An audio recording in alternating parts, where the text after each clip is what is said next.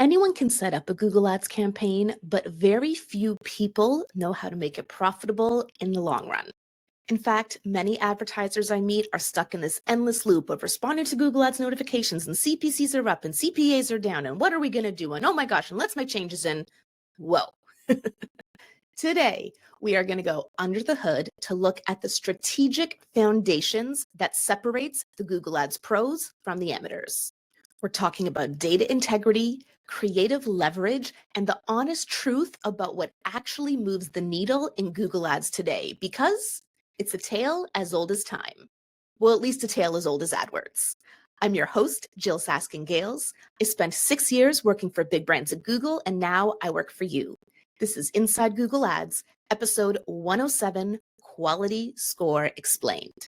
Let's start with a quick primer. What is quality score and why should you care? Remember, search ads on Google run on an auction, but unlike a typical auction, it's not necessarily the person who's willing to pay the most who wins. Google uses a proprietary system called AdRank to determine where your ad shows, whether it shows at all, and how much you pay. And the formula for AdRank is quite simple for such a complex algorithm. AdRank is a function of price and quality. Price is your bid, probably set by smart bidding by now, and quality is your ad quality as summarized by your quality score. This system ensures that users see relevant ads, that advertisers get relevant customers, and that Google makes hundreds of billions of dollars. So why should you care? Because the higher your ad quality, the less you have to pay per click. And I don't know about you, but I like being able to pay less for my clicks. Now, before I explain exactly how you're going to use quality score to do that, I want to make sure we distinguish quality score from two other numbers people often confuse it with: optimization score and ad strength. Quality score is a keyword level metric that's determined by actual ad performance in the auction. Ad strength is an ad level metric. It is determined by best practices before your ads enter the auction. It is not based on actual performance metrics. So while that poor, average, good, or excellent rating you see can seem scary or seem exciting, it doesn't actually have to do with real performance in the auction. And then optimization score is not based on your keywords or your ads. It's a Google sales metric. Google just wants to know if you are reviewing the recommendations it's surfacing to you. As long as you are looking at recommendations, you can get a perfect optimization score. That's because whether you accept a recommendation or dismiss a recommendation, you get the same optimization score uplift. So if you want a 100% optimization score because you care about such things, you can dismiss, dismiss, dismiss, dismiss, and boom, there you go. Of these three, optimization score, ad strength, and quality score, the last one, quality score, is the only one you actually need to think about, and that's why we're doing this whole episode about it. So how do you find your quality score and how do you improve it? Quality score lives at the keyword level, which means you need to go over to audiences, keywords, and content and keywords to see your quality score, and then you may need to add a few columns to your report. The columns you're looking for are quality score, EXP CTR, which stands for expected CTR, ad relevance, and landing page EXP, which stands for landing page experience. You'll also see some ones with HIST beside them for historical. I generally don't use those. In the quality score column, you'll see a numerical rating from 1 to 10. Don't obsess over getting 10 out of 10. 7 is a really good score. Even 6 is fine. You just want to focus your energy on fixing the 1s, 2s, 3s, and 4s. I also recommend that you analyze quality score at an ad group level. And what I mean by that is instead of obsessing over the quality score for each individual keyword, look at all the keywords in a given ad group and then look for trends. If most keywords in the ad group have a quality score of 7 and just one has a 2, don't worry about it. But if most keywords in an ad group have a quality score of 2 and just one has a 7, you should worry about that. If you just see a dash in the quality score column, then it means for whatever reason, Google has not been able to assign you a quality score yet. Your ad quality in the auction is still being determined. You're just not able to see that diagnostic in your account right now. In each of the next 3 columns, you'll see either a below average, average, or above average rating. And again, I recommend focusing at the ad group level. So if you're looking at 10 keywords in an ad group and they have mostly average ad relevance, mostly average landing page experience, and mostly below average expected CTR is where you should focus. Because all keywords in the ad group share the same ad and typically the same funnel URL, a lot of the improvements you will do for one keyword will actually impact all of them. So how do you actually improve your quality score and therefore improve your ad's performance? Let's start with the first component, ad relevance. This measures if your keyword matches your ad and your landing page. I call this the lowest hanging fruit to fix because it's the only component of quality score that's completely within your control, since you write your ads and you write your landing page. First things first, make sure your keywords are actually in your headlines. If someone searches for red high heel shoes, your ad should say red high heel shoes, not just footwear. And if you're struggling with this, I recommend using dynamic keyword insertion to boost your ad relevance. This tells Google to insert the keyword into your ad that matched to the user's search. So if you're using exact match keywords or phrase match keywords, this can be really helpful. If you're using broad match, though, there's generally no point in using dynamic keyword insertion. Actually, sometimes what I recommend for advertisers, again, this isn't a blanket recommendation, it's just something I sometimes recommend, is when you're using broad match keywords, it can be helpful to take your top 10 to 20 search terms and add them as exact match keywords in the same ad group. This isn't really going to have an impact on ad serving because you are already covering those searches anyway, but this will let you potentially use dynamic keyword insertion in a more meaningful way than broad match alone. Next is landing page experience. This one is the trickiest to influence, especially if you're a freelancer or agency and you're not directly in control of the website. This looks at things like, does your website load quickly? Is it mobile friendly? Does it have original content? Is it navigable? It's actually the place where I find that SEO and PPC tend to interact the most, since the things that give you a good landing page experience for paid ads purposes will also give you a good landing page experience for SEO purposes, for LLM purposes, honestly, just for people purposes. Are people going to have a good time and find what they need if they get to your landing page? The one thing I do recommend always doing if you have generally below average landing page experience is to use Google's free Page Speed Insights tool to run a speed test on your site. This is one of the most common culprits of poor landing page experience. You want your website to load in 2 seconds or less. Last but not least is expected CTR. This is, in my opinion, the most important component of quality score, but also, in my experience, the most convoluted to fix. Remember, your click-through rate is your clicks divided by impressions. Of all the times your ad showed, how often did someone click on them? Expected CTR looks at what Google expects your click-through rate to be versus your auction competitors. This is why you can have an objectively good CTR, like 7 or 8% on non-brand search, and still have a below average expected CTR. That tells you that your auction competitors, which you may not consider your real life competitors, but the people you're competing against for searches, they generally have higher click-through rate than you do. And remember, Google only makes money when users click on the ads because you as an advertiser only pay for a click, not for an impression. So of course, Google prefers to show ads that are more likely to be clicked on and will charge those advertisers less for the privilege of their ads being clicked on in the first place. If you're struggling with expected CTR, which is probably the most common thing I do see Google Ads practitioners struggle with, here's exactly what you're going to do. First, you're going to check your auction insights to see who you're up against. Then you're going to type each of those domains into the Google Ads Transparency Center to see what their ads look like.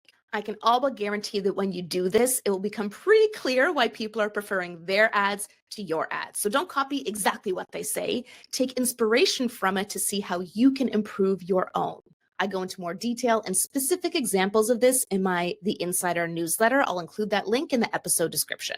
Then what you're going to do is check your search terms report and see if part of the problem is that you're showing up for a lot of irrelevant searches. If your search term report looks like it belongs to some other business but not yours, you can add negative keywords, but instead, I recommend addressing the root cause of the problem, which is usually some combination of wrong bid strategy or incorrect conversion tracking or wrong match types. And that is your framework for how you can improve your Google Ads performance by improving your quality score, addressing ad relevance, landing page experience, and expected CTR.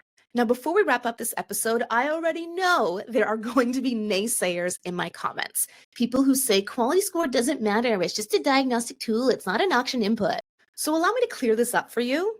Yes, the number 1 to 10 you see in the quality score column is a diagnostic tool. That number is not being put into the ad auction to determine performance. However, your actual ad quality, which Google calculates in real time for every single user search and every auction, is absolutely a key input for ad rank.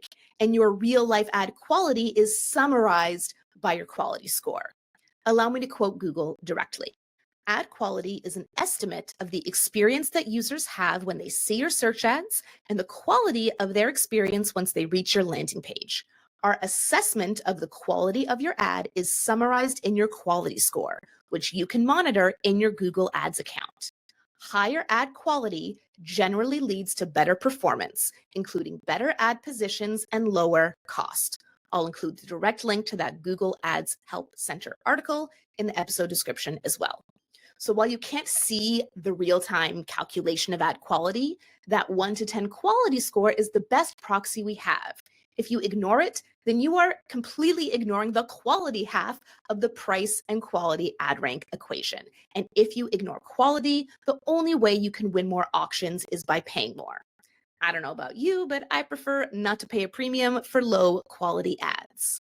And just in case you're still not convinced, by the way, I recently had Fred Vallaeys, the CEO of Optmyzr and one of the original Google employees who worked on building AdWords, as a guest for my Inside Google Ads course members. So of course, I had to ask him about this. And it was interesting. He shared a story with my members about how he actually worked on quality score for many years. He gave us some really interesting nuance and insight about how quality score works. That recording is available for my Inside Google Ads course members, but here's a little snippet I had to share with you right here on the Inside Google Ads podcast. This is something that really grinds my gears when people say that quality score doesn't matter because it's just a diagnostic tool. And so I would love for you to fact check my response and tell me if I'm right or wrong on this, because you know this so well. So what I always say is that the quality score that you see in your account at the keyword level is a diagnostic tool. It's kind of like made up to show what's going on. But separately from that, there is a real quality score assigned to your keywords in the auction, and that is a key input into ad rank. It's just the quality score you see in your account is not exactly the same thing as like the actual score that's calculated in the auction. Is that a correct understanding? Fact check correct. Yes. Okay. Keep subscribing to Jyll. She knows what Wonderful. Thank you, Fred. I'm quoting you on that. There you have it, straight from someone who actually built quality score, confirming that what I've told you today is true. The last important thing I want to point out about quality score before we wrap up this episode is it's not just about price. Your ad quality also impacts whether or not your ads are even eligible to show up on searches. Where on the page your ads appear. At the top, the new middle ad section, the bottom, or who even knows what else Google is going to be thinking up for placements. And whether your assets like site links or images or callouts or snippets can show. That's determined by ad quality too. And we know that when those assets show, your CTR generally improves, which means your expected CTR will generally improve, and it creates this nice hamster wheel of goodness for your ads. Some things that do not directly impact your quality score include your conversion tracking, your bid strategy, and your campaign type. For example, PMAX search ads versus search campaign search ads. Google also says that your match type doesn't affect ad quality, like a broad match and exact match version of a keyword should have the same quality score because quality score is calculated based on exact searches for your keyword. That may have been true historically, and although Google's documentation says that, it's not been my experience with my own accounts and my Google Ads coaching clients. Exact match keywords tend to have higher quality scores, and broad match keywords tend to have lower quality scores.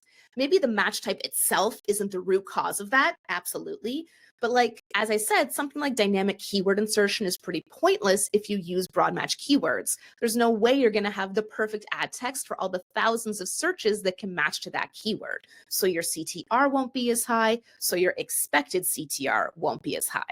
That doesn't mean don't use broad match, by the way. It just means the process of optimizing quality score can be a bit different depending on if you have a very narrow or a very wide Google ad strategy. But again, don't obsess over these small details. Use quality score overall as your guide to improved ad quality, better ad rank, more efficient Google Ads performance, and better results. Today's insider challenge is this. You're auditing an account and you see an ad group with quality scores ranging from 2 to 4. When you look at the explainer columns, you see ad relevance is generally above average, landing page experience is generally average, and expected CTR is generally below average. What do you look into first, and why? The beauty of the Insider Challenge is there's no right or wrong answer, just an opportunity to stretch your brain on real-life Google Ads problem solving. Last episode's challenge, episode 106, was this. You're auditing a Google Ads account and you see that for a specific campaign, the CPA has doubled in the last 7 days compared to the previous 30 days. It looks like performance has fallen off a cliff. However, when you look at the attribution report, you see it takes 12 days on average for users to convert. Does this change your diagnosis of the performance drop? Why or why not? For me, of course, this finding changes my diagnosis completely because we have conversion lag. You see, Google Ads counts a conversion based on the date the ad click happened, not the date the conversion occurred on your website. So if a user clicks on your ad on day 1 and doesn't convert until day 12, Google will then retroactively add that conversion to the day 1 stats. Since we know that the average conversion lag is 12 days, and that's just an average, by the way, looking at the last 7 days of performance means you're analyzing incomplete data. You see 100% of the cost because the clicks have already happened, but only a fraction of the conversions because they haven't happened yet. High cost divided by low incomplete conversions means artificially doubled CPA. So here's what you need to do instead. First, stop looking at such recent data to make optimization decisions.